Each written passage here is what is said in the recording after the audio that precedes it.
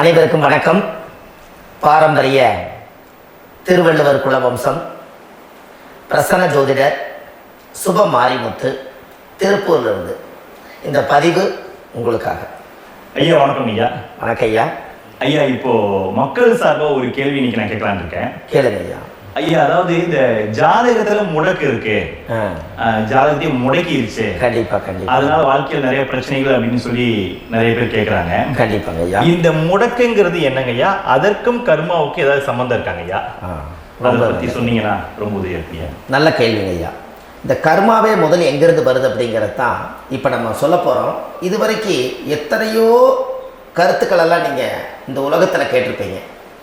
ஆனால் இந்த பதிவில் நீங்கள் பொறுமையோடு இந்த கருத்தை ஒரு இனிமையோடு நிதானமாக கேட்டிங்கன்னா உங்களுடைய ஊழ்வினை கர்மா எங்கிருந்து உருவாச்சு, இதனுடைய இந்த கர்மானால் நாம் என்ன கஷ்டப்படுறோம், நாம் இந்த பூமியில் பிறக்கிறதுக்கு என்ன வரம் வாங்கி வந்தோம், நம்ம பாவ புண்ணியம் எல்லாம் ஜாதக கட்டத்தில் போய் எப்படி எடுக்கிறது, நம்மளுடைய தோஷம்னு சொல்கிறோமே அந்த தோஷம் எப்படி கிரியேட் ஆகுது, நம்ம இந்த பூமியில் பிறக்கும் போது கொண்டு வந்த கர்மாவா, இல்லை கடவுளே நம்மளுக்கு ஒரு தண்டனையாக கொடுத்த கர்மாவா, இல்லை நம்ம இந்த பூமிக்கு வந்ததுக்கு அப்புறம் செய்த கர்மாவா, இது எல்லாத்தையுமே நம்ம பொறுமையாக கேட்கணும்னா கண்டிப்பாக இந்த பதிவை நீங்கள் பொறுமையோடு கேளுங்க. உங்களுக்கு இதில் ஒரு பெரிய ஒரு ரகசியம் ஒன்று அடங்கியிருக்குது. அந்த ரகசியத்தை தான் இன்னைக்கு இந்த உலகத்துக்கு அரங்கேற்றம் பண்ணுறேன். இந்த முடக்கு நம்ம ஐயா கேட்டதில் ஒரு அற்புதமான ஒரு விஷயம் என்ன அப்படின்னு கேட்டிங்கன்னா, முடக்குங்கிறது அந்த காலத்தில் பெரிய திறமையை கட்டி போட்டு வச்சுட்டா நம்மளால் அது இயங்க முடியுமா? முடியாது இல்லைங்களா ஐயா? முடியாது. அப்போது அதே மாதிரி ஜாதக கட்டத்தில் நமக்கு வேண்டிய யோகத்தை கடவுளே நம்மளுக்கு நாம் செய்த பாவத்தினால அது முடக்கி வச்சிருச்சுன்னா அந்த பாவகத்தை அந்த ஜாதகர் அனுபவிக்க முடியுமா? முடியாது, அனுபவிக்க முடியாது. அப்போ அந்த அனுபவிக்க முடியாம வெளி உலகத்துல போய் நம்ம தேடி போன பிறவியில செய்த பாவத்தை இந்த பிறவியில நீங்க தேடி கண்டுபிடிச்சு வாழ்க்கையில நீங்க எப்போ மேலுக்கு வருது? அப்போ அந்த கர்மா 12 ராசி கட்டத்துக்குள்ள 27 நட்சத்திரத்துல 9 கிரகங்களுக்குள்ள ஒரு பெரிய ஒரு ஆத்துமாத்துமான கர்மா, உங்க பூர்வ ஜென்ம கர்மா இதுக்குள்ள எங்கேயோ ஒரு இடத்துல முடங்கி இருக்குது. இந்த முடக்க மட்டும் உங்க ஜாதகத்துல நீங்க கண்டுபிடிச்சிட்டீங்கன்னா ஹைலைட்டா வாழ்றதுக்கு, இந்த உலகத்துல சுதந்திரமான வாழ்க்கை வாழ்றதுக்கு ஒரு மிகப்பெரிய பொக்கிஷம் உங்க ஜாதகத்துக்குள்ளேயே இருக்கு. அப்போ அந்த ஜாதகத்துக்குள்ள நாம போன பிறவியில நம்ம கர்மா நாம் என்ன செய்திருக்கணும் உங்களுக்குள்ள பெரிய குழப்பம் இருக்கும். என்னங்கய்யா, நீங்க என்ன கர்மா பண்ணிட்டு வந்தீங்க, நாம போன பிறவில நம்ம யாரை ஒரு வதச்சோம், யாரை நம்ம மனசை புண்படுத்தணும், நம்ம தாத்தாவுக்கு சோறு போட்டோமா, நம்ம பாட்டனுக்கு சோறு போட்டோமா, நம்ம முப்பாட்டனுக்கு சோறு போட்டோமா, நம்ம கொள்ளு பாட்டனுக்கு சோறு போட்டோமா, அப்ப நம்ம அப்பாவுக்கு நம்ம பெற்றவருக்கு நம்ம சாப்பாடு கொடுத்தோமா, இவங்களுக்கெல்லாம் நம்ம சேவை பணிவடைகள் செஞ்சோமா, நம்மளுடைய உறவுகளுக்கெல்லாம் அரவணைச்சு போனோமா, நம்மளுடைய இந்த மாதிரி நாம் ரத்த சம்பந்த உறவுகளை இருந்துதான் இந்த உலகத்துக்கு நம்ம வெளியில வந்திருப்போம். அப்போ வெளியில நீங்க நிற்கிறீங்க, அப்படியே மேலே போய் பார்த்தீங்கன்னா ஒரு 7 தலைமுறையில ஒவ்வொருத்தரும் செய்த கர்மாவெல்லாம் நம்ம பிளட் ரிலேட்டிவா இப்போ நீங்க கரண்ட்ல இருக்கிறவங்க கிட்ட தான் டெபாசிட் பண்ணியிருக்கு. அப்ப இது தெரியாம நாம ஜாதகத்துக்குள்ள போய் தசாபுத்தி நல்லா தெரிஞ்சிருக்குதே, நான் ரொம்ப கஷ்டப்படுறேன், என் ஜாதகத்தில் போய் பார்த்தேன் எல்லா கிரகங்களும் நல்ல வலிமையா இருக்குன்னு சொன்னாங்க, ஆனா இன்னும் என்னுடைய கடன் அடையல, இன்னும் என்னோட கர்மா தீர்ந்த மாதிரியே தெரியல, எனக்குள்ள ஒரு தாட்டு என்னமோ நான் ஒரு பிண்டங்கிற வாழ்க்கையிலே வாழ்ந்துட்டு இருக்கேன் அப்படின்னு நீங்க சொல்லும் போது, அப்ப இதையெல்லாம் தாண்டி ஒரு கர்மா உங்களுடைய ராசி கட்டத்துக்குள்ள எங்கேயோ ஒரு பக்கத்துல ரகசியமா புதைஞ்சிருக்கு. அப்போ அந்த ரகசியமா புதைஞ்சிருக்கக்கூடிய அந்த முடக்கு தான் இன்னைக்கு இந்த உலகத்துக்குள்ள நீங்க தெரிஞ்சுக்கக்கூடிய விஷயம். அப்போ அந்த முடக்குங்கிறது ஒரு உண்மை இந்த உலகத்துக்கு நம்மளை எல்லாத்துலேயும் நல்லா யோசிச்சு பாருங்க. 12 ராசி கட்டம் இருக்குதுங்களா ஐயா? ஆமாங்க ஐயா. ஆனா கிரகம் எத்தனை இருக்குதுங்க? 9 தான் இருக்குங்க. ஆமா, 12 ராசிக்கு 12 கட்டத்துக்கு 12 கிரகம் கொடுத்துருக்கலாம்ல கடவுள். அப்ப ஏன் 3 கட்டத்தை மட்டும் எம்டி பண்ணி மீதி 9 கிரகத்தை வச்சுக்கிறாருன்னா, அப்ப நாம் செய்த 3 தலைமுறை கர்மாவுக்கு அது எந்த கட்டம் பிளாக் ஆகுதோ அந்த கட்டத்துக்குள்ள ஒரு ஏதோ ஒரு ரகசியம் இருக்கிறனால தானே எங்கேயோ ஒரு பக்கத்தில் நீங்கள் கண்டிப்பாக கர்மாவில் மாட்டுவீங்கிறது கனவுலே படைச்சு தானே இதை உருவாக்கியிருக்காரு. 12 ராசிக்கு 12 கட்டம் கொடுத்துருந்தா எங்கே நீங்கள் சுற்றி வந்தாலும் ஏதோ ஒரு வீட்டுக்குள்ள போய் பார்த்துக்கலாம். நிச்சயமாங்க. ஆனால் ஒரு வீடு சுத்தமாக இருக்குது, ஒரு வீட்டில் 4 கிரகம் இருக்குது, ஒரு வீட்டில் 3 கிரகம் இருக்குது, ஒரு வீட்டில் 5 கிரகம் இருக்குது, ஒரு 3 வீடு 4 வீடு காலியாக இருக்குது. அப்போ எங்கேயோ ஒரு ராசி கட்டத்துக்குள்ளேயே கடவுளுடைய கர்மா விளையாட்டு, அது ரகசிய விளையாட்டு தான். அப்போ இந்த இடத்துல தான் உங்கள் ஜாதகத்தில் முடக்கு இருக்குது. இந்த முடக்க நீங்கள் எப்படியெல்லாம் அதை ஆராய்ச்சி பண்ணி கண்டுபிடிக்க முடியும் அப்படிங்கிற ஒரு விஷயத்தை தான் இன்னைக்கு நம்ம இந்த உலகத்துக்குள்ள இதை நுழைக்க போகிறேன். இப்போ அப்பா செய்த பாவம்னு ஒன்று இருக்குமில்ல ஐயா? ஆமாங்க ஐயா. நம்ம அறியாத வயசுல தெரியாதல அப்பா செய்த பாவம்னு இருக்கும். அப்பாவுடைய சொத்து பிள்ளைக்கு தானா, அப்பாவுடைய பாவம் பிள்ளைக்கு தானே? ஆமாங்க ஐயா. ஆமாங்க ஐயா. என்னங்க ஐயா? ஆமாங்க ஐயா. சரி, அப்ப தாத்தா இருக்கிறாரு, தாத்தாவுடைய கர்மா உயிர் எங்க எழுதி வைக்கிறாருங்க? அப்போ மகனை பெற்றுறாரு. அப்ப தாத்தா மாதிரியே முகம் இருக்குது, தாத்தா மாதிரியே அவருடைய நடை உடை பாவனை இருக்குது, அவர் தாத்தாவுடைய ஜீனு தான் அப்படின்னு இவர் சொல்லும் போது அப்ப தாத்தாவுடைய சொத்து பேரனுக்கு சொந்தம்னா தாத்தாவுடைய பாவம் எங்க போகுங்க? பேரனுக்கு தான். Very good. அப்ப இந்த அப்போ இந்த கர்ம எப்படி டிரான்ஸ்ஃபர் ஆகுதுன்னு உங்களுக்கு தெரியுதா? புரியுது புரியுது. அப்ப நீங்க போன பிறவியில அந்த தாத்தாவுடைய பேரனை நீங்க பிறக்கிறதுக்கு கர்மம் உங்களை செயல்பட வச்சிருக்குது. அதனால நீங்க தாத்தாங்கிறீங்க. அதனால இந்த கௌரவமே எங்க தாத்தா சம்பாதிச்ச சொத்து, நான் தான் அனுபவிக்கணுங்கிற விதியை நீங்க உருவாக்கிறீங்க. புரியுது. அப்போ இந்த ஜாதகத்துல அந்த உள்வினை தோஷம் தான் ஏதோ ஒரு வழியில உங்களை கர்மாவை செயல்படுத்துது. அதனாலதான் இந்த ஜாதகத்துல எந்த ஒரு முடக்கை எடுக்கிறதா இருந்தாலும் சூரியன் என்ற நட்சத்திரம் எதுவோ அந்த நட்சத்திரத்துக்கு எந்த வீடு முடக்காகுதோ அங்கதான் உங்களுடைய கர்மா ஒளிஞ்சிருக்கும். இதுதான் உங்களுடைய பெரிய ஒரு பொக்கிஷமான ரகசியம். சரிங்க ஐயா. இப்போ இது நவகிரகங்கள் 9 இருக்கும்போது ஏன் சூரியனை மட்டும் நம்ம இதில் எடுத்துக்கணும்னு நீங்க சொல்றீங்க? நல்ல கேள்விங்க ஐயா. நீங்க கேட்டீங்க பாத்தீங்களா, 9 நவகிரகம் இருக்கும்போது சூரியன் மட்டும், அந்த சூரியன் என்ற நட்சத்திரம் பிறக்கும் போது அந்த வீடு மட்டும் முடக்காக நீங்க கேட்டீங்க இல்லையா? இதுதான் அற்புதமான கேள்வி. ஏன் அப்படின்னு கேட்டீங்கன்னா, சூரியனா அப்பா, அப்பாவோட உயிர் கருவோய் அம்மாவுடைய பனிக்குடத்துல கர்ப்பத்துல வச்சு 10 மாசம் 300 நாள் சுமந்து நீங்க இந்த பூமிக்கு வெளியில வரும்போது நீங்க என்ன பாவத்தை இவங்க விதைச்சாங்களோ அந்த கர்மாவை வாங்கிட்டு தான் நீங்க வெளியில பிரசவம் ஆகுறீங்க. இதுதானே உண்மைதாங்க. அப்ப சூரியன் என்ற நட்சத்திரம், அந்த சூரியன்கிறது உயிர் கருவல்லவா? அப்பாவுடைய உயிரணுக்கள் அம்மாவுடைய கருவிக்குள்ள போய் நாம குழந்தை வடிவத்துல இருந்து 300 நாள் பாவ உன்னித்த பதிவுல ஏட்டு எழுதி ஒரு ஜாதகத்தை கையில கொடுத்து பிறந்த உடனே உங்களுக்கு ஒரு ஏட்டை பெரட்டி நீ இப்படித்தான் விதி, இனிமேல் இப்படித்தான் நீ வாழணும்னு சொல்லி உங்க கர்மாவை நீங்க கர்மாவோட தானே வெளியில பிறக்கிறீங்க. அப்ப சூரியன் என்ற நட்சத்திரம் தானே இந்த உலகத்துக்கு ஒரு பெரிய ஒரு மகத்துவம். இப்ப பாருங்க, விடிய வரைக்கும் நம்ம முடிச்சுட்டு இருக்கிறோம். காலையில சூரிய உதயமானா அவங்கவுங்க செயல்படுறோம். மீறி எல்லா கிரகங்களுக்குமே வெளிச்சத்தை கொடுக்கக்கூடிய சக்தி சூரியனுடைய பிம்ப ஒளிக்குத்தான் உண்டு. என்னங்கய்யா? அதனாலதான் மேசம் உச்ச வீடுன்னு சொல்லி மேசத்தை உச்சம்னு சொல்லி சூரிய உச்சத்தை அங்கதான் வச்சாங்க. அப்போ அந்த காலச்சக்கரத்துக்கு 5ஆம் இடம் பூர்வ புண்ணியஸ்தானத்துல போய் சிம்மத்துல கொண்டு போய் சூரியனை ஆட்சி விடுன்னு வச்சாங்க. அப்போ சூரியன்ல இருந்துதான் அந்த மையப்புள்ளி உருவாகுது. அப்போ உங்களுடைய ஜாதகத்துல அந்த சூரியனாகப்பட்டவர் பிறக்கும் போது நீங்க உங்க ஜாதகத்தை நீங்க எடுத்துக்கங்க ஐயா. நீங்க இன்னைக்கே போய் கதவை திறந்து உங்க பெட்டியை திறந்து பீர்வாவுக்குள்ள உங்களுடைய ஜாதகம் இருக்குது, அந்த ஜாதகத்தை எடுத்து ஜோதிடர்கிட்டையே நீங்க சந்தேகம் கேட்கறதுக்கு முன்பு நீங்களே உங்களுடைய கர்ம பத்தி தெரிஞ்சுக்கிறதுக்கு இந்த பதிவுல உங்களுக்கு ஒரு ரகசியத்தை சொல்லித்தரேன். உங்க ஜாதகத்துல இப்ப இது வரைக்கும் ராசி கட்டத்தை நீங்க பார்த்திருப்பீங்க. ஆனா பாதசாரம்னு ஒண்ணு இருக்கும் இல்லைங்களா? ராசிக்கு பாதசாரம்னு ஒண்ணு இருக்கும்.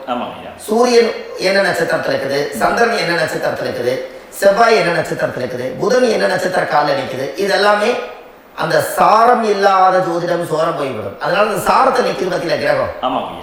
அதுல இப்ப நீங்க உங்களுடைய ராசி கட்டத்தை ஓபன் பண்ணுங்க. இதுல ராசி கட்டத்துல சூரியன் என்ற நட்சத்திரம் ஒண்ணு இருக்கும் இல்லைங்களா? அது எதுவா வேணாலும் இருந்துட்டு போட்டோம். அந்த நட்சத்திரம் தான் நீங்க பிறக்கும் போது தாயுடைய கருவறைக்குள்ள கரு உருவான நட்சத்திரமே அதுதான். புரிஞ்சுங்களா ஐயா?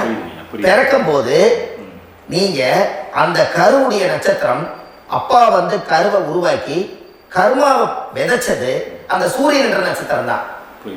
அந்த வீட்டுக்கு தான் இந்த ராசி கட்டத்தில் உங்களுக்கு முடக்கு உருவாகுது. புரிஞ்சுங்களா ஐயா? அப்போ ஒரு ஜாதகத்துல சூரியன் என்ற நட்சத்திரம் எதுவோ அதுதான் உங்களுடைய கர்ம நட்சத்திரம். இப்ப நம்ம பிறக்கிறதுக்கு முன்னாடி அப்பா கிட்ட அந்த கர்ம டெபாசிட் ஆயிருக்கும். அதை டிரான்ஸ்ஃபர் எப்படி பண்றாரு? அவர் ஒரு கல்யாணம் வச்சு அவர் குடும்ப வாழ்க்கையில வாழ்ந்து நம்மளோட உயிர் கருவை கொண்டு போய் ஊராம் பொண்ண கல்யாணம் பண்ணி பொண்டாட்டின்னு எடுத்துக்கொண்டு அந்த பொண்டாட்டிங்கிற உரிமையாகி இவருடைய உயிர் கரு உருவாகி வாரிசுகள் வெளியில வருது. அதானங்க ஐயா? அப்போ அந்த சூரியன் என்ற நட்சத்திரம் தான் இந்த உலகத்துல ஒரு பிரம்மாண்டமான நட்சத்திரம். இந்த நட்சத்திரம் உங்க மனசுக்குள்ள ஏதாவது இருந்துச்சுன்னா உங்க வீட்டுல ஏதாவது ஒரு நல்ல விஷயங்கள் நீங்க பண்றதா இருந்தா அந்த கர்ம நட்சத்திரம் சூரியனுடைய நட்சத்திரம் இருக்கிறதுல அந்த நட்சத்திரத்துல எந்த ஒரு சேவைகளும் செய்யக்கூடாது. அதுதான் கர்மா. அதை போய் நீங்க ஆக்டிவேட் பண்ணி விட்டீங்கன்னா அது முன்னோர்களை வந்து நீங்க வந்து தொந்தரவு பண்ண மாதிரி. அந்த கர்ம நட்சத்திரம் தான் உங்க வாழ்க்கையில அது புதஞ்சிருக்கிறதா. இப்போ குழந்தை பிறந்தாலோ சீர் சீமந்தங்கள் நீங்க செய்யறதாலோ கல்யாணம் முக்கிறதுனாலோ உங்க ஜென்ம நட்சத்திரத்தன்னைக்கு கல்யாணம் பண்ண வேணும்னு சொல்லிக்கிறாங்க இல்லைங்க? உங்களுக்கு ஜென்ம நட்சத்திரத்துக்கு முன்னாடி உங்களை உருவாக்குன நட்சத்திரம் தான் ஜென்ம நட்சத்திரம். அப்ப சூரியன் என்ற நட்சத்திரம் அப்பாவுடைய ஜென்ம நட்சத்திரமா அந்த ஊழ்வினை கர்ம செயல்படுது. அப்ப அந்த முடக்கு யார் வழியில வந்தது? முன்னோர்கள் வழியில வந்தது. முன்னோர்கள் கட்டி வச்சது யாரைய? குலதெய்வத்தை. அப்ப அந்த குலதெய்வத்தை போய் சாமிக்கு போய் வீடு வாசல்லாம் வலிச்சு குலதெய்வத்தை போய் தேங்காய் பழம் பூமாலை கல்கண்டு வாங்கி அர்ச்சனை பண்ணி ஒரு அன்னதானம் ஒன்று பண்ணிட்டு சாமிக்கு பொங்கல் வச்ச நைவேத்தியம் பண்ணிட்டு உங்க ஜாதகத்தை வச்சு பூஜை பண்ணிட்டு வாங்க. அதுக்கப்புறம் தான் உங்க கர்மாவை கண்டுபிடிக்கிறதுக்கு வழியே பிறக்கும். குலதெய்வத்தை வணங்காமல் கோவிந்தா கோவிந்தா என்று பல தெய்வத்தை வணங்கினாலும் பலனொன்றும் இல்லைன்னு அந்த காலத்தில் முன்னோர்கள் சொல்லி வச்சுக்கிறாங்களே இல்லைங்களா? அதனால கண்டிப்பாக அதை கண்டுபிடிச்சு நீங்கள் அதுக்கு ஒரு நைவேத்தியம் பண்ணால் மட்டும்தான் முதல்ல உங்கள் 5ஆம் பாவம் முன்னோர்கள் அது வேலை செய்யும். குலதெய்வ ஆலயத்துக்கு போயிட்டு வாங்க. போயிட்டு வந்துட்டு இந்த கர்மவினை தோஷத்தை நிவர்த்தி பண்ணுறதுக்குனால சரியான பரிகாரத்தை நம்ம எடுப்போம்.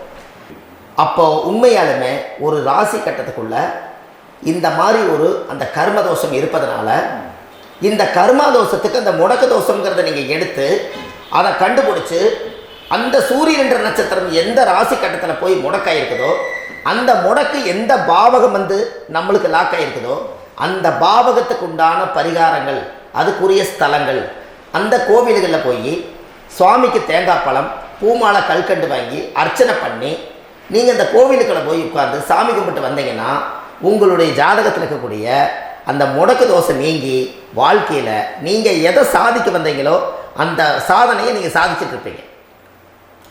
புரிஞ்சுங்களா ஐயா? இல்லை, தெளிவாக புரியுதுங்க.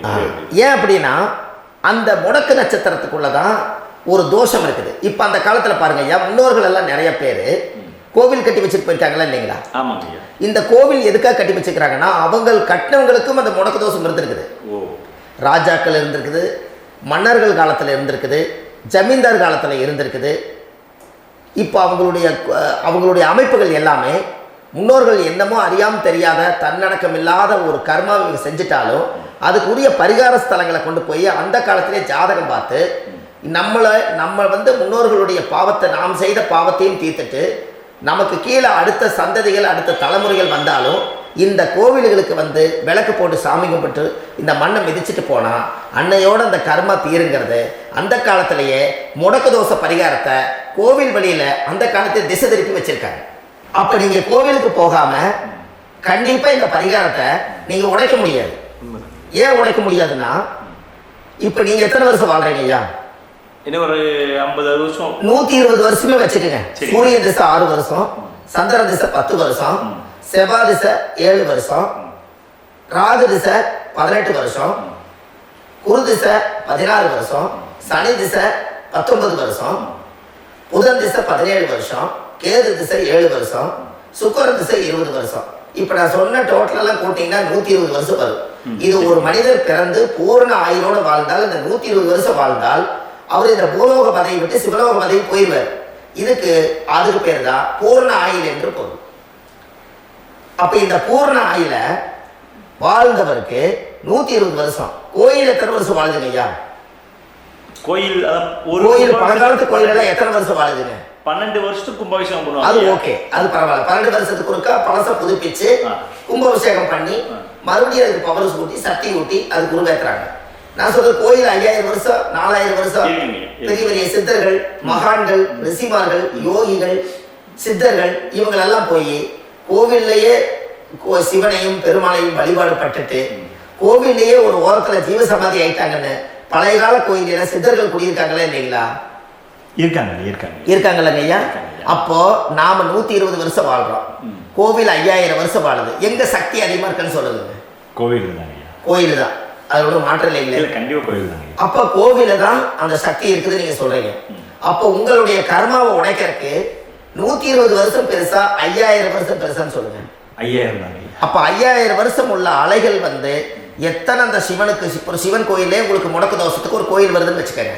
அந்த கோவில்ல எத்தனை முடக்குகளுக்கு உண்டான கோவில்கள், எத்தனை பழங்களை ஊற்றி சாமிக்கு அபிஷேகம் பண்ணியிருப்பாங்க, எத்தனை பால் கூட ஊற்றிருப்பாங்க, பன்னீர், தேன், இளநீ, மஞ்சள் நீர், திருமஞ்சனம், அபிஷேகம், பொங்கல், நைவேத்தியம் இத்தனையும் செஞ்சு அந்த சிவனை வந்து சிவனாக பார்த்து அந்த கருவறைக்குள்ள ஒரு கிராணங்கள் வரும்போதும் கூட பாதுகாப்பு பண்ணி வச்சு நல்ல சக்தியோட அந்த கருவறையை புத்தியோட அவங்க வேலை செஞ்சு அந்த காலத்தில் வச்சிருக்காங்களா இல்லைங்களா? வச்சிருக்காங்க.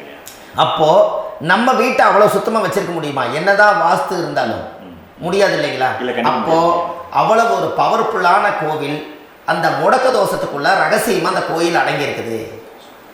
உங்க ஜாதகத்துக்குள்ள உண்மையாலுமே ஊழ்வினை கோயில், கர்மவினை கோயில் அதுக்குள்ள இருக்குது. அந்த ஜாதகத்தை கணிச்சு பார்த்தா கரெக்டா உங்களுடைய ஜாதகத்துல அப்பாவுடைய கருவறையிலிருந்து உயிர் உருவாகிற நேரத்துல இருந்து இப்ப வரைக்கும் நீங்க கரண்ட்ல வாழ வரைக்கும் அந்த கர்ம கூட வர்றத ஒரே ஒரு இடத்துல போனா மட்டும்தான் விட்டுட்டு வர முடியும். அது எந்த வீடு அப்படின்னு கேட்டா உங்களுக்கு வந்து அப்பாவுடைய கர்மாவளியில போய் அந்த கோவில், பழையகால கோயில், பழையகால தெய்வங்கள், அந்த கோவில் தான் உங்க ஜாதகத்துக்குள்ள ரகசியமா இருக்கும். அது ஏன் இந்த பதிவுல உங்களால சொல்ல முடியாது அப்படின்னா, இந்த பதிவுல ஏன் சொல்ல முடியாதுன்னா உங்க ஜாதகம் தெரியாம என்ன கோயிலை நீங்க சொல்லுவீங்க? புரியுதுங்கய்யா. இப்ப பொதுவா ஒரு நட்சத்திரத்துக்கு ஏதோ ஒரு கோவில அவங்க சொல்லி நீங்க போயிட்டு வரீங்கன்னு வச்சுக்கோங்க. ஆனால் அது வேலை செய்யலைன்னா நம்மளுக்கு என்னங்க இவ்வளவு கஷ்டப்பட்டு போய் அந்த பலனடையிலேயே கேள்வி கேட்டக்கூடாது. உங்க ஜாதகத்தை நீங்க கொண்டாங்க, உங்க டேட் ஆஃப் பர்த் டயத்தை போட்டு ஜாதகத்தை கணிச்சு நீங்க சூரியன் என்ற நட்சத்திரத்துக்கு உங்களுடைய கர்மவினை கோவில் யாரு, உங்களுடைய முடக்கு யாரு, ஊழ்வினை தோஷத்துக்கு உண்டானவர் யாரு, தாய் வழி கர்மா யாரு, தந்தை வழி கர்மா எது, நீங்க பிறக்கும் போது வந்த கர்மா என்ன, இது எல்லாம் கணிக்காம பொதுவா ஒரு கோயில்ல போய் நீங்க வாட்டுக்கு சாமி கும்பிட்டு வந்தால் பலன் எப்படி கிடைக்கும்? கண்டிப்பா கிடைக்கும் ஐயா. என்னங்க ஐயா, அது தெரிஞ்சு பண்ணாதான் சரியா? ஒரு டாக்டர் கிட்ட போறீங்க, எனக்கு என்னை அப்படியே ஸ்கேன் பண்ணி ஒரே ஒரு மாத்திரை கொடுங்கன்னு கேட்டா டாக்டர் கொடுப்பாருங்களா? இல்லைங்க ஐயா. அவர் என்ன பிரச்சனை இருக்குதோ அதை முதல்ல கண்டுபிடிச்சு ஸ்கேன் பண்ணி பார்த்து ரிப்போர்ட் எடுத்து அது மூலியமா தான் கொஞ்சம் எடுத்து ஐயா உங்களுக்கு இந்த பிரச்சனை, இதுக்கு தீர்வுக்கு இதுக்குண்டான மெடிசன், இது இப்படித்தான் சாப்பிடணும்னு முறையா சொல்லி அந்த உயிர் வாழ வைக்கிறாரு டாக்டர். அவர் ஒரு தெய்வ வடிவத்துல. கரெக்டுங்களா ஐயா? அப்போ உங்களோட கர்மா எங்க செயல்படுது அப்படின்னா இந்த முடக்க நீங்க இந்த பதிவுல தெரிஞ்சுக்கங்க.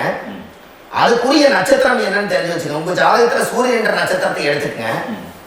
அந்த வீட்டுக்கு முடக்க இந்த பதிவுல எந்த வீடு லாக் ஆயிருக்குதுங்கிறத நான் உங்களுக்கு இந்த வீட்டுல சொல்றேன்.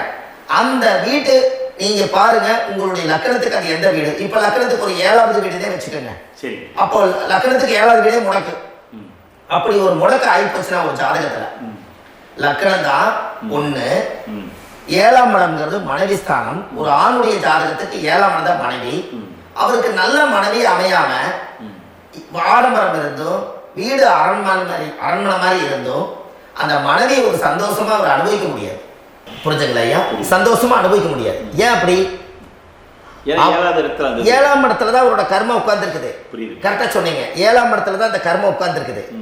அப்ப அந்த 7ஆம் இடத்துல இருக்கக்கூடிய அந்த கர்மா போன பிறவியில நீ மனைவிக்கு சோறு போடாம மனைவியை கட்டி வச்சு அடிக்கிறதும், மனைவியை துன்புறுத்துறதும், அந்த மனைவி இருக்கவே இன்னொரு வாழ்க்கைக்குள்ள போறதும், இங்க வாழ வேண்டிய தாம்பத்திய சந்தோஷத்தை கொண்டு போய் இன்னொரு இடத்துல கொடுக்கறதும், தெரிஞ்சிருந்தே நம்மளுடைய மனசுக்குள்ள திருடுத்தனமா வாழ்றதும், இது எல்லா கர்மாவும் போன பிறவியில நாம் செய்த ஊழ்வினை கர்மா தான் உங்க ஜாதகத்துல 7ஆம் இடம் முடக்கு. அப்போ அந்த 7ஆம் இடம் முடக்கா இருந்துச்சுன்னா கண்டிப்பாக உங்கள் ஜாதகத்தில் நீங்கள் என்ன அனுபவிச்சிட முடியும்? நல்ல நண்பர்கள் கிடைக்க மாட்டாங்க, நல்ல ஒரு பார்ட்னர்ஷிப் அமையாது, நல்ல ஒரு நட்பு வட்டங்களில் எதையும் அனுபவிக்க விடாது, ஒரு அங்கீகாரமான உறவுகளில் போய் நம்ம ஸ்ட்ராங்காக நிற்க முடியாது. 7ஆம் இடம் என்பது தாம்பத்திய வாழ்க்கை, பூர்த்தி இல்லாத வாழ்க்கையாக இருக்கும். இப்படியெல்லாம் அந்த ஜாதகத்தில் ஒரு பொதுவாக ஒரு ஜாதகத்தில் 7ஆம் பாவம் முடக்காயிட்டால் இந்த கர்மாவை அவர் அனுபவிச்சுக்கிட்டே இருப்பார். இது எப்பத்தான் அதுக்கு ஒரு தீர்வு வேணுங்க ஐயா? அந்த கோயில் எதுன்னு கரெக்டாக சொன்னீங்க. இப்போ இது மனிதனால செயல்படுது. மனிதர்கள் தான் கோயிலை கட்டி வச்சாங்க. தெய்வத்தை விட ஒரு காலத்தில் மனிதர்களுக்கு மகிமை ஜாஸ்தி. ஏன்னா சாதாரண ஒரு மண்ணு பூமியாக இருந்த இடத்த மனிதர்கள் தான் கோயில் கட்டி ஒரு மகிமைப்படுத்தி புண்ணியம் பண்ணி வச்சாங்க. மனிதர்களுக்கு சக்தி அதிகம்தான், ஆனால் பிரபஞ்சத்துக்கு அதை விட சக்தி அதிகம் அல்லவா? ஐயா, நீங்கள் கோவிலுக்கு போய் அந்த கர்மா உடைக்கிறதுக்கு கோவிலில் சக்தி இருக்குது, ரைட்டு. ஆனால் நம்ம வீட்டுக்கும் கோயிலுக்கும் ஒரு மிகப்பெரிய தொடர்பு என்னென்னா, அந்த கோயில் கட்டுறவங்க எல்லாமே பழைய காலத்து கோயிலெல்லாம் பாருங்கள், பஞ்சபூதத்தை வச்சு கட்டியிருப்பாங்க. சரிங்க. பஞ்சபூதத்தை எப்படிங்க? பஞ்சபூதத்தை வச்சு தான் கட்டுவாங்க கோயில். அது உங்களுக்கு தெரியணும் இல்லைங்களா? பஞ்சபூதம்னா நீர், நெருப்பு, காற்று, பூமி, ஆகாயம். இந்த பஞ்சபூதத்தினுடைய சக்திகள் எல்லாம் ஒரே நேர்கோட்டுக்கு என்னைக்கு வருதோ அன்னைக்கு தான் அந்த கோவிலுடைய பாலக்கால் போட்டு 1000-2000 வருஷம் நிலச்சி நிற்கிறது. காரணம், இந்த பிரபஞ்சத்தில் பஞ்சபூதம் எப்படி நிலச்சி நிற்குதோ அதுபோல் 5000 வருஷம் நிற்கிறதுக்கு அந்த பஞ்சபூத சக்தி வச்சு தான் சாமி சிலையை பிரதிஷ்டை பண்ணி வச்சுருப்பாங்க. அதனால தான் இந்த கோயில்கள் எல்லாம் 5000 வருஷமாயும் எத்தனையோ கிராணங்களை எல்லாம் தப்பிச்சிருக்கிறதுக்கு காரணம். அப்பேற்பட்ட புண்ணிய ஸ்தலம் உங்களுக்கு எதுன்னு தெரியணும் அல்லவா? என்னங்க ஐயா? அப்பேற்பட்ட புண்ணிய ஸ்தலம் உங்களுக்கு எதுன்னு தெரிஞ்சா தானே நீங்க போய் செய்ய முடியும். இல்லாட்டி கண்டிப்பா தெரியாது. அப்போ இந்த முடக்கு தோஷத்தை கடவுள் கிட்டத்தை கொண்டு போய் ஒப்படைக்கணும். நாம் பிறக்கும் போது கொண்டு வந்த கர்மாவை நாம் இருக்கும் காலத்தில் கொண்டு போய் இந்த கர்மாவை சுத்தப்படுத்தி, நீங்க பாவ ஆத்மாவை இந்த பூமியில பிறந்து பூலோகத்தில் எல்லா புண்ணியத்தையும் செஞ்சுட்டு இந்த பூலோகத்தை விட்டு நீங்கள் போகும்போது புனித ஆத்மாவாக போகணும்னா உங்கள் கர்மாவை கொண்டுட்டு போகாதீங்க, கர்மாவை நிவர்த்தி செய்யுங்க. என்னங்க ஐயா? புரியுதுங்க ஐயா. அப்போ கர்மாவை சுத்தப்படுத்துங்க. கர்மாவை சுத்தப்படுத்திட்டு உங்களுக்கு பிறக்கிற குழந்தைகளுக்கு அந்த கர்மாவை டிரான்ஸ்ஃபர் பண்ணாம உங்களோட நில் பண்ணுங்க. ஒரு உதாரணம் சொல்லிட்டுங்களா ஐயா? சொல்லுங்க. ஒரு காந்தம் ஒன்று இருக்குது இல்லைங்களா? ஒரு காந்தம்ங்கிறது ஒரு தாத்தாவா வச்சுக்கோங்க. ஒரு இரும்பு கொண்டு போய் வச்சா ஒட்டு மாட்டாதா? ஒட்டுங்கய்யா. அப்போ ஒட்டுனோடனே காந்தம்ங்கிறது தாத்தா, அவருக்கு பிறந்த வாரிசுக்கு அந்த கர்மா டிரான்ஸ்ஃபர் ஆயிடுமா? ஆயிடுச்சுங்க. சரி, இன்னொரு இரும்பு கொண்டு போய் வைங்க, ஒட்டு மாட்டாதா? கண்டிப்பா ஒட்டுங்கய்யா. அப்ப அது பேரனுக்கு வைங்க, பேரனுக்கு வந்துருச்சு அந்த கர்மா, வந்துருச்சுங்கய்யா. இன்னொரு இரும்பு கொண்டு போய் வைங்க, அந்த காந்தத்துக்கு நேர் இன்னொன்று வைங்க, ஒட்டு மாட்டாதா? கண்டிப்பா ஒட்டுங்கய்யா. அப்ப அதை கொண்டு போய் நம்ம கொள்ளு பேரனுக்கு வைங்க. இப்படியே டிரான்ஸ்ஃபர் ஆகி தலைமுறை தலைமுறையே இந்த கர்மா தொடர்ந்துகிட்டே இருக்குது. இந்த இடத்துல கொண்டு போய் காந்தத்துக்கு இரும்பு ஒட்டிகிட்டே இருக்குதுல்ல, இந்த இடத்துல ஒரு மரக்கட்டை செஞ்சு கொண்டு போய் கரெக்டாக வச்சுக்கிட்டே போட்டுமா? அந்த மரக்கட்டையை கொண்டு போய் வைக்கிறவர் யார்? மரக்கட்டையை வச்சுட்டு அடுத்த வாரிசு புனிதமா பிறந்துட்டு அந்த மேல இருக்கிற கர்மால இந்த அடுத்த இது வராதுல்ல, வராது. இதுதான் கர்மா, தொடர்ந்து வரக்கூடிய கர்மாவை அதை நில் பண்ணணுங்கிறதுக்கு பேர் தான் இந்த உதாரணத்தை சொன்னவங்களுக்கு. அப்ப நாம் இந்த பூலோகத்துல நம்ம ஒரு தாயுடைய கருவறையில் இருந்து தொப்புள் கொடி அறுக்கும் நேரம் நாம் என்ன கர்மாவை வாங்கி வந்திருந்தாலும் அதையெல்லாம் ஆராய்ச்சி செய்து ஜாதகத்தில் முழுமையாக கண்டுபிடிச்சு ஒரு காலம் இல்லைனாலும் ஒரு காலம் நம்ம நல்லா இருக்கிறதுக்காக, நம்ம வாரிசுகள் எல்லாம் நலமடைஞ்சு வளமடைஞ்சு வர்றதுக்காக இந்த கர்மா தோஷத்தை கரெக்டாக கண்டுபிடிச்சு சரியான கோவிலுக்கு போய் நீங்கள் கர்மாவை நிவர்த்தி பண்ணி அங்கே பூஜை புனஸ்தானங்கள், சகசரநாம பூஜைகள், ஓமங்கள், வழிபாடுகள் இதெல்லாம் நீங்கள் செஞ்சு உங்களுடைய பாவத்தை எல்லாம் கழித்து உங்கள் ஜாதகத்தவே யோகமாக மாற்ற முடியும். கண்டிப்பாக மாற்ற முடியும். ஏன்னா நம்ம யாரை நம்பி செய்கிறோம்? சரியான கடவுள்கிட்ட வழிகாமிக்க போகிறோம். அப்போ கடவுள் பொய்யாயிருவாரா? இல்லைங்க, நிச்சயமா இல்லை. ஐயா, நம்ம அதாவது அந்த காலத்தை சொல்லுவாங்க, சக்தியுள்ள சாமி கும்பிட்டு புத்தி உள்ள உள்ளே பெக்கணும்னு சொன்னாங்க. 16 வதபதனை பெக்கல, எல்லாம் அறிவோட பெற்றாங்க. அதனால எல்லாமே தாய் தந்தைகள் பேச்சை கேட்டாங்க. அன்னைக்கு எல்லாருமே தாய் தந்தைகளுக்கு தூணா நின்னாங்க. அப்போ அந்த காலத்தில் சக்தியுள்ள சாமி கும்பிட்டு புத்தியுள்ள உள்ளே பெக்கோன்னு சொல்லி அன்னைக்கு அறிவோட பெற்று இந்த கர்மாவை ஆளுக்கு ஒரு கர்மாவை டிரான்ஸ்ஃபரை பிரித்து எல்லாரும் சுத்தப்படுத்தினாங்க. இன்னைக்கு நம்ம ஒரு குழந்தை 2 குழந்தை பெற்று வச்சிருக்கோம், அவங்களுக்கே இவ்வளவு கர்மா வந்துருச்சுன்னா இந்த குழந்தைகளுக்கு என்னைக்கு இந்த கர்மாவை போய் கண்டுபிடிச்சி நீங்கள் எப்போ சரி பண்ணுவீங்கன்னு. அப்போ இந்த வாழ்க்கையில் ஏதோ ஒரு பிரபஞ்ச சக்தி நம்மளை அறியாமல் என்னமோ ஒரு இயக்கத்தில் கொண்டு போய் விட்டுருச்சுங்களா? அப்போ இனிமேலாவது இந்த கர்மாவில் இருந்து கண்டிப்பாக நம்ம நிவர்த்தி ஆகணும்னு சொன்னால் இந்த முடக்கு தோஷத்தை யாரெல்லாம் கண்டுபிடிச்சு இந்த ஊழ்வினை கர்மாவில் இருந்து நாம் கருவறையில சுமக்கும் போது 10 மாசம் நீங்களே என்னென்ன நினைச்சிருப்பீங்க? அதாவது கருவறைக்குள்ள கருப்பா ஒரு பிண்டம் இடப்பக்கம் கிடக்கையில இந்த பூமிக்கு வரும்போது நீங்க என்னென்ன நினைச்சிருப்பீங்க? இந்த பிறந்ததுக்கு அப்புறம் வந்துதான் அம்மா தெரியுது, அப்பா தெரியுது, தாத்தா தெரியுது, பாட்டி தெரியுது, இந்த உலகத்துல கண்டுள்ளாத காட்சிகள் எல்லாம் தெரியுது, எல்லாம் தெரியுது. ஆனா 10 மாசம் உங்க வாழ்க்கையில நீங்க இருக்கும் போது நீங்க என்னென்னலாம் நினைச்சு இந்த பதிவுகளை இறைவன் கொடுத்தாரோ அதெல்லாம் அனுபவிக்கத்தான் வந்தீங்க. அதுக்கு இடையில இருக்கிறதான கர்மா. இந்த ஒரு விஷயம் உங்களுக்கு கிடைச்சிருச்சுன்னா நீங்க எல்லாருமே ராஜயோகமா படைப்பீங்கல்ல. இதுல ஏழை பணக்கார யாரையுமே சொல்ல வரல. அவங்க பிறக்கும் போது புண்ணியத்தை பொறுத்து தான் போன ஜென்மத்துல நம்ம என்ன புண்ணியங்கள் பண்ணி வச்சோமோ அந்த புண்ணியத்துல இன்னைக்கு நல்லா வாழ்றாங்க. ஒருத்தர் கேட்டாரு, என் ஜாதகத்துலங்க எங்கூட படிச்சவரு இடம் வாங்கிட்டாரு, வீடு வாசல் கட்டிட்டாரு, தொழில் பண்ணிட்டாரு, நல்லா இருக்காரு, ஆனா நான் இன்னும் அப்படியே தான் இருக்காங்கன்னு ஒருத்தர் கேட்டாரு. அதுக்கு ஒரு கருத்து என்னன்னா, டேட் ஆஃப் பர்த் ஒண்ணுதான், டைம் ஒண்ணுதானே வச்சுக்கோங்க. அவங்க அப்பா செஞ்ச புண்ணியம் வேற, நீங்க செஞ்ச பாவங்கள் வேற. அவர் செஞ்ச புண்ணியத்தினால அவருக்கு எல்லாமே முன்னாடி கிடைக்குது. நீ கர்மாவெல்லாம் கழிச்சிட்டீங்கன்னா பின்னாடி கிடைக்க போகுது. இதுல மற்றவங்களை பத்தி வேற்றுமையா நினைக்கிறதுல எந்த ஒரு இதுவுமே இல்லை. அப்போ ஒருத்தர் பார்த்து ஒருத்தர் வாழ வேண்டாம். உங்களுடைய சுய அறிவை வச்சு இந்த பூலோகத்துல இந்த பூமியில நீங்க 4 தெரிஞ்சு நல்ல விதமா கத்துக்கிட்டு இந்த உலகத்துல சிறப்பா வாழ கத்துக்குங்க. அதுக்கு அந்த ஊழ்வினை தோஷத்தை கண்டுபிடிங்க. உங்களுக்குன்னு ஒரு முடக்கு இருக்குதுங்கிறத இன்னைக்கு நீங்க எழுதி வைங்க. அதை எப்படியாவது கண்டுபிடிங்க, அதை தேடுங்க. ஒரு முறை நீங்க ஜாதகத்தை கொண்டு வாங்க. அந்த ஜாதகத்தை கொண்டு வந்து உங்க பாவகத்துல எத்தனாம் பாவம் முடக்காயிருக்குன்னு பாருங்க. அந்த பாவகம் முடக்காயிடுச்சுன்னா உங்க வாழ்க்கையில அதுல இருந்து உங்களால வெளியில வரவே முடியாது, கண்டிப்பா வர முடியாது. அதை நீங்க கண்டுபிடிச்சா மட்டும்தான் நீங்க மேல வர முடியும். ஏன்னா நிறைய பரிகாரங்கள், பூஜைகள், யாகங்கள், ஹோமங்கள் எல்லாம் செய்து வச்சும் கூட அந்த கருவணைக்கு உண்டான கோவிலுக்கு போய் அந்த 5000 வருஷம் பழமை வாய்ந்த தெய்வத்துக்கிட்ட போய் நீங்க முறையிட்டு விளக்கு போட்டு உங்க கர்மத்தை எல்லாம் நான் நீதான் தீர்த்து கொடுக்கணும்னு சொல்லி நம்பிக்கையோட போய் நீங்க போய் அந்த சரணாகதி அடையிறீங்க பாருங்க, அங்கதான் உங்க கர்மாவை எடுத்து விடுறாரு. அப்ப இந்த ரகசியம் உங்களுக்கு வேணும் அல்லவா? அப்போ உங்க ஜாதகத்துல எங்க முடங்கி இருக்குது, அதுக்குரிய கோவில்கள் எல்லாம் என்ன, அதுக்கு தான பரிகாரம் என்ன, அதுக்கு நீர் பரிகாரம் என்ன, யாத்திரை பரிகாரங்கள் என்ன, நீங்க வீட்டில இருந்தே செயல்படுத்தக்கூடிய பரிகாரங்கள் என்ன, பரிகாரம் கோவிலுக்கு போய்தான் நடக்குமா, இல்ல நாம் வீட்டில் வச்சு வணங்குறதுனால நடக்குமா, நாம் செய்யக்கூடிய தர்ம பரிகாரங்கள் என்ன, தான பரிகாரங்கள் என்ன, இப்படி பல விதமா இருக்கனால உங்க ஜாதகத்துக்கு எந்த மாதிரி பரிகாரம் கனெக்ட் ஆகுதுங்கிறது தெரியணும். இது தெரியாம கண்டிப்பா உங்களால செயல்படுத்துறது ரொம்ப கஷ்டம். இதனால இதை நீங்க தெரிஞ்சுக்கணும்னா இப்ப நம்ம பாருங்க, நீங்க அதை தெரிஞ்சுக்கிட்டாலே உங்க வாழ்க்கையில ஒரு டைம்ல நீங்க தெரிஞ்சு போறீங்க உங்களுடைய கர்மா என்ன, நீங்க எங்க செயல்பட்டு போயிட்டு இருக்கிறீங்க, உங்க போற பாதை சரியா இல்ல அந்த பாதையில முள்ளு கல்லு இருக்குதா, இது எல்லாம் உங்களுக்கு தெரியலனா இந்த முடக்க கண்டுபிடிக்கக்கூடிய சக்தி வாய்ந்த இந்த கர்மாவை நிவர்த்தி பண்றதுக்கு வழிகள் இருக்குது. அதனால நீங்க கண்டிப்பா இந்த முடக்க தெரிஞ்சுக்கணும். இந்த முடக்க ராசினா என்ன உண்மையாலுமே உங்க வாழ்க்கையில நீங்க தெரிஞ்சு இனிமேல் உங்க வாழ்க்கையில இதுவரையிலும் கர்மாவுக்குள்ளேயே கஷ்டப்பட்டீங்க, வழி தெரியாம கண்ணை கட்டி காட்டுல விட்ட மாதிரி இருந்தீங்க, இனி அப்படி இருக்க வேண்டாம்.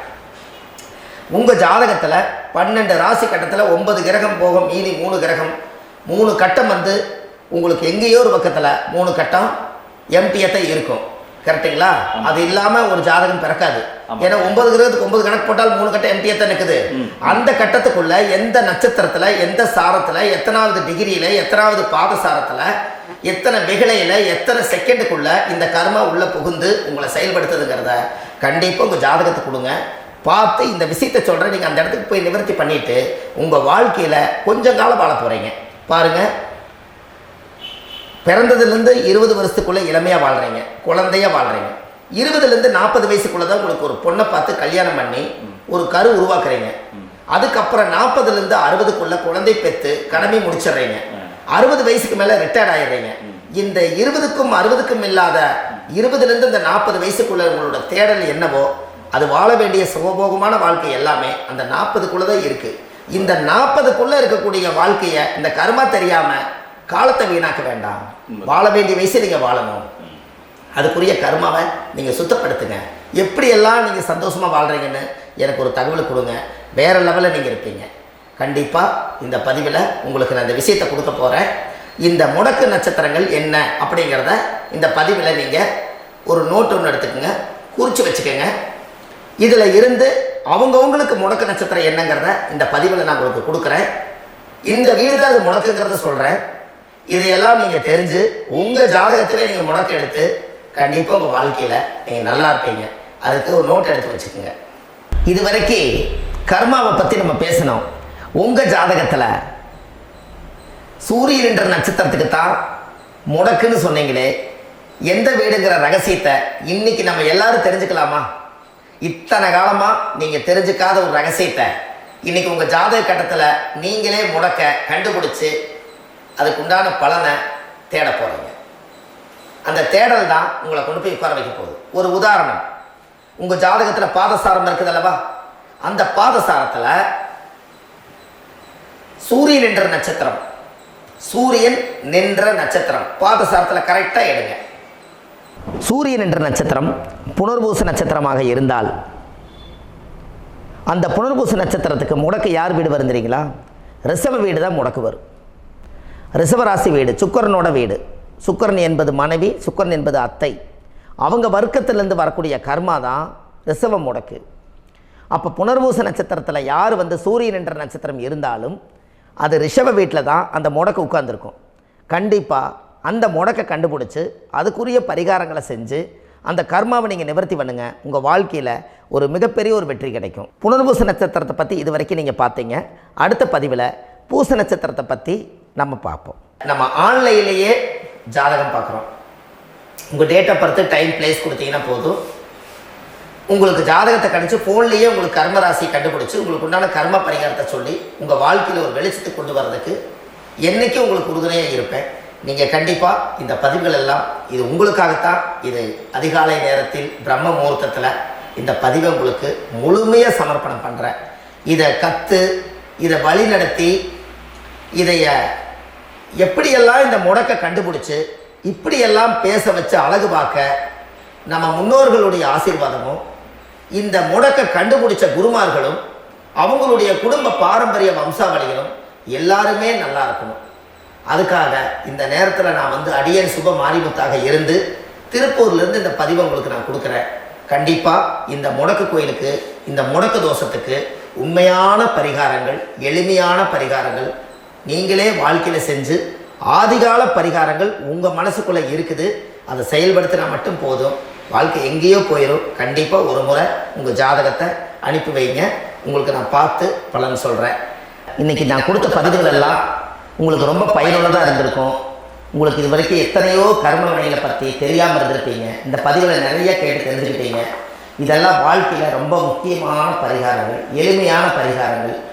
நேராக நீங்கள் கடவுளைத்தான் கெட்டியாக பிடிக்க போகிறீங்க. அந்த பரிகாரங்கள் எல்லாம் செஞ்சு அதிகாரமாக வாழ்ந்து இந்த பூலோகத்தில் நல்ல சிறப்பாக வாழ்றதுக்கு இந்த பரிகாரம் உங்களுக்கு ரொம்ப யூஸ்ஃபுல்லாக இருக்கும். கண்டிப்பாக இந்த பதிவு செய்யுங்க. நம்ம பாரம்பரிய திருவள்ளுவர் குல வம்சம் பிரசன்ன ஜோதிடர் சுப மாரிமுத்து திருப்பூரில் இருக்கேன். 30 ஆண்டு காலமாக நம்ம ஜோதிடர் பார்த்து கொண்டு இருக்கிறோம். இவ்வளவு காலமாக எத்தனையோ ஆயிரக்கணக்கான மக்களுக்கு நம்ம ஜோதிடம் பார்த்து வழிகாட்டி நிறைய மக்களுக்கு நிறைய சேவைகள் செஞ்சுருக்கேன். நிறைய கோயில் கட்டி வச்சுருக்கேன், கும்பாபிஷேகங்கள் பண்ணி வச்சுருக்கேன், அன்னதானங்கள் நிறையா பண்ணி வச்சுருக்கேன், புண்ணிய யாத்திரைகள் நிறைய போய் வந்திருக்கேன். மக்களுக்காகவே நான் உங்களுக்கு உழைக்க தயாராக இருக்கேன். இந்த ஜோதிடம் என்னுடைய ஒரு பாரம்பரியமாக என்னுடைய அப்பா தாத்தா முன்னோர்கள் இதெல்லாம் எங்களுடைய குலத்தொழில் இது. அதனால் நாங்கள் பாரம்பரியமாக திருவள்ளுவர் குல வம்சம். வள்ளுவர் வாக்குன்னு யூடியூப் சேனலில் போனீங்கன்னா 1000 பரிகாரங்கள் கொடுத்துருக்கேன். அதுவும் உங்களுக்கு ரொம்ப யூஸ்ஃபுல்லாக இருக்கும். வள்ளுவர் வாக்கு அப்படின்னு போடுங்க, அப்படி இல்லைன்னா சுப மாரிமுத்துன்னு போடுங்க. இதில் பரிகாரங்கள் நிறையா கொடுத்துருப்பேன். கண்டிப்பாக இதெல்லாம் நீங்கள் சந்தித்து நீங்கள் ஒரு சப்ஸ்கிரைப் பண்ணி வச்சுக்கோங்க. நான் போடக்கூடிய பதிவுகள் எல்லாமே உங்களுக்கு நோட்டிஃபிகேஷன் வந்துடும். அதனால் நீங்கள் ஒரு சப்ஸ்கிரைப் பண்ணி வச்சுக்கோங்க. தினமும் ஒரு தகவல் உங்களுக்கு கொடுத்துக்கிட்டே இருக்கேன். இதெல்லாமே உங்களுக்கு ஒரு பெரிய சந்தோஷமான நிகழ்ச்சிகள். என்றைக்கும் உங்களோட நான் வாழ்கிறேன். உங்களுடைய குடும்பத்தில் நான் ஒருத்தராக இருந்து குடும்ப ஜோதிடராக நான் இருப்பேன். கண்டிப்பாக ஆயுள் உள்ள வரைக்கும் உங்களுக்காக இந்த ஜோதிடத்துக்கு உழைச்சி உங்கள் குடும்பத்தில் ஒருத்தராக நான் ஒரு ரத்த உறவில் நான் இந்த பூர்வ ஜென்மத்தில் உங்களுக்கு நான் கடமைப்பட்டிருக்கேன். கண்டிப்பாக அடுத்த பதிவில் உங்களை நான் சந்திக்கிறேன். வாழ்வது ஒரு முறை, வாழ்த்தட்டும் தலைமுறை. நன்றி, வணக்கம்.